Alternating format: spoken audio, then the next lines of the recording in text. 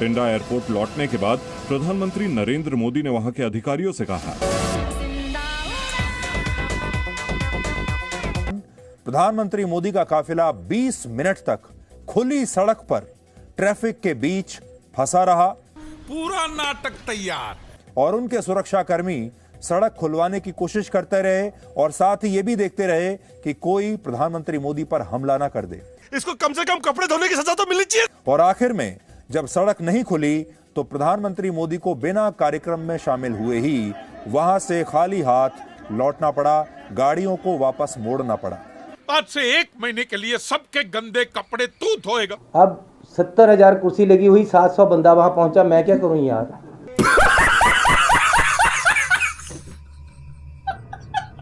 हिंदुस्तान में छपी एक खबर के अनुसार रैली में सिर्फ 5,000 लोग ही पहुंचे थे। मैं अमीर हूं।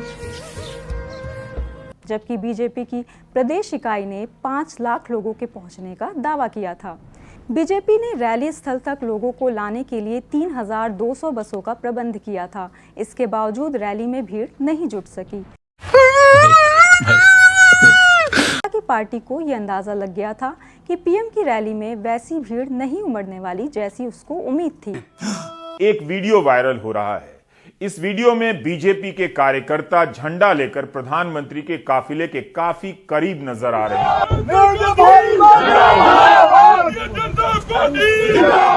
जी करदा कप्तान हां दे जलसे ते नचने तो मेरा जी करदा जी करदा जी करदा। बीजेपी का झंडा पहले वाले वीडियो से कितना ज्यादा साफ दिख रहा है।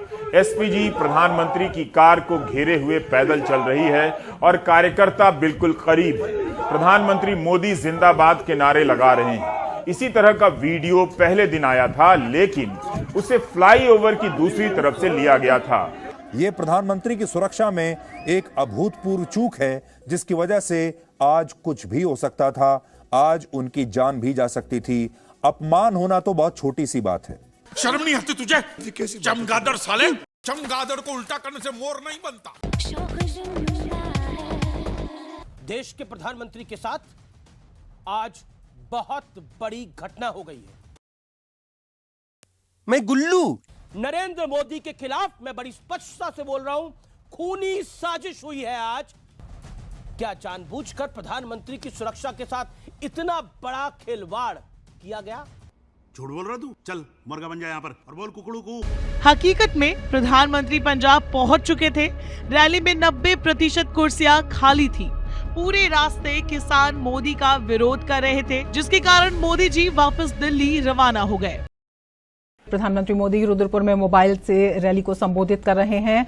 खराब मौसम के कारण आखिर फरवरी 2019 में प्रधानमंत्री ने उत्तराखंड की रुद्रपुर रैली को फोन से संबोधित किया था। अच्छा, तब भी यह सवाल उतना ही महत्वपूर्ण है कि 140 किलोमीटर की सड़क यात्रा का फैसला क्या अपने आप में जोखिम भरा नहीं था? 29 जून 2015 को प्रधानमंत्री की वाराणसी की सभा रद्द हुई। इसमें लिखा है कि लगातार बारिश के कारण एसपीजी ने वाराणसी में प्रधानमंत्री के कार्यक्रम को रद्द कर दिया। इस खबर में एसपीजी लिखा है, यानी फैसला एसपीजी ने लिया। प्रधानमंत्री की यात्राओं और सुरक्षा की जिम्मेदार एकमात्र सर्वोच्च एजेंसी एसपीजी ही है। अच्छा, तब फिर पंजाब के मामले में एसपीजी ने सख्त फैसला क्यों नहीं लिया? उसके कुछ दिनों बाद 16 जुलाई 2015 को एक बार फिर से दौरा रद्द होता है, क्योंकि कार्यक्रम स्थल पर एक श्रमिक की मौत हो गई थी। प्रधानमंत्री ने अपना दौरा रद्द कर दिया। उस दिन पुलवामा पर हमला हुआ था। उसके 3 घंटे बाद प्रधानमंत्री रैली को फोन से संबोधित कर रहे थे। दिसंबर 2017 को जब प्रधानमंत्री मोदी का यह विमान साबरमती नदी से धारोई बांध के लिए उड़ान भरा था, इस उड़ान को एक रोमांचक कथा के रूप में पेश किया गया।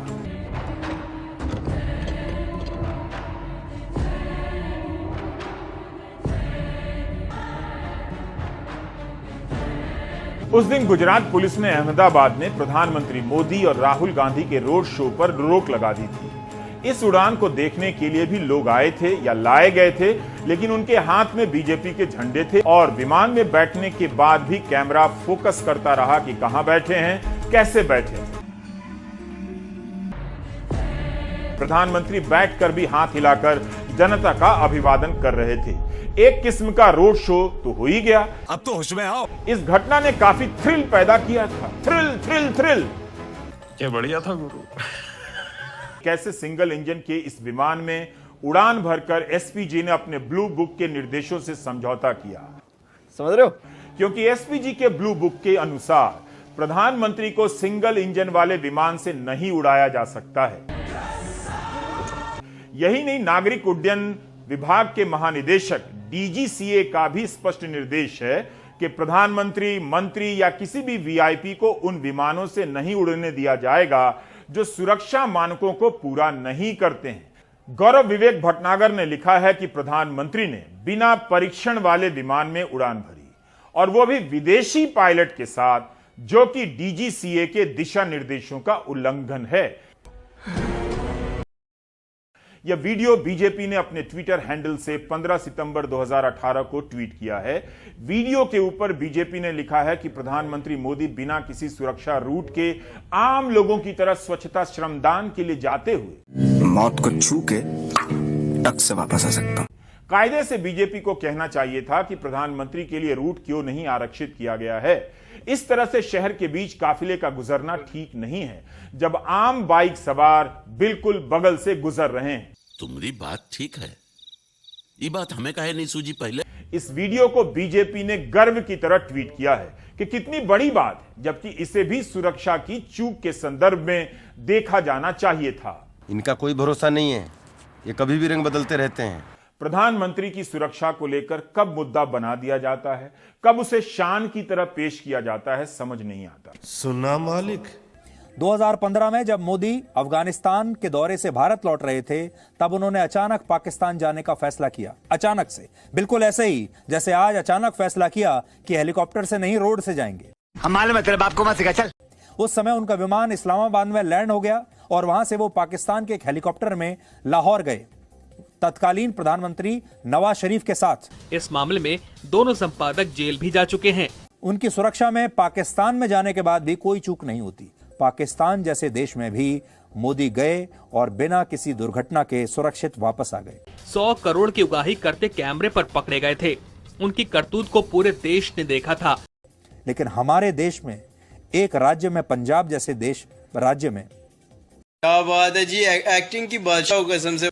वो जाते हैं और उनका सुरक्षा तंत्र पूरी तरह से फेल हो जाता है।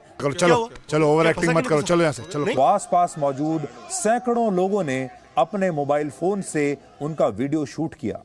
बड़ी बात यह है कि इतनी पास से कोई उन्हें असलियत में भी शूट कर सकता था। ऐसे में बड़ा सख्त लौंडा हूं, लेकिन यार यहां में पिघल गया। 22 सितंबर 2017, बड़ा ध्यान से सुनिएगा। लंका गेट नामक इलाका है वाराणसी में, प्रधानमंत्री की कॉन्स्टिट्यूएंसी है। प्रधानमंत्री जी अपने लोकसभा क्षेत्र के दौरे पर थे। सुना मालिक। एल्ला विषम मंगल किड़म। लंका गेट पर बनारस हिंदू विश्वविद्यालय की कुछ छात्राएं, 500 के लगभग छात्राएं, यौन उत्पीड़न के खिलाफ प्रदर्शन करने आ गईं। प्रधानमंत्री जी को वहीं से गुजरना था। पुलिस के आला अधिकारी गए, मनाने की चेष्टा की, वो नहीं हटी। वो नारेबाजी कर रही थी, वो अपना विरोध व्यक्त कर रही थी। उनका अधिकार था, लोकतांत्रिक अधिकार था। क्या आपने सुना कि प्रधानमंत्री वाराणसी एयरपोर्ट पर जाते हुए मुख्यमंत्री आदित्यनाथ के नाम पे ये संदेश दिए कि thank you Adityanath ji? Our Prime Minister was made exposed, his life under threat. क्या हुआ नाखून को? Blocked by people who I suspect welcomed to conspiratorially block the route of the Prime Minister of India. मुंह में शहद लेके पैदा हुए थे का? Vadra Congress leaders who conspired and then celebrated the breach of his security the security of our Prime Minister तो हर जबान तो ऐसा चलत है जैसे गीली माटी में हल are losers of the worst kind. They are losers. नहीं तो इतना क्राउड ना हम पर फोकस कैसे पड़ेगा? मगर इस वीडियो में और साफ अंदाजा मिलता है कि बीजेपी कार्यकर्ता झंडा लेकर उनके काफिले के इतने करीब कैसे आ गए। आरोप लगाया जा रहा है कि पीएम की सूचना मिलने पर किसान जाम करने आ गए, लेकिन बीजेपी के कार्यकर्ता किधर को आ गए? नहीं ऐसी बात नहीं है। अच्छा। मैं तो बस यूं ही। उन्हें क्या सूचना थी?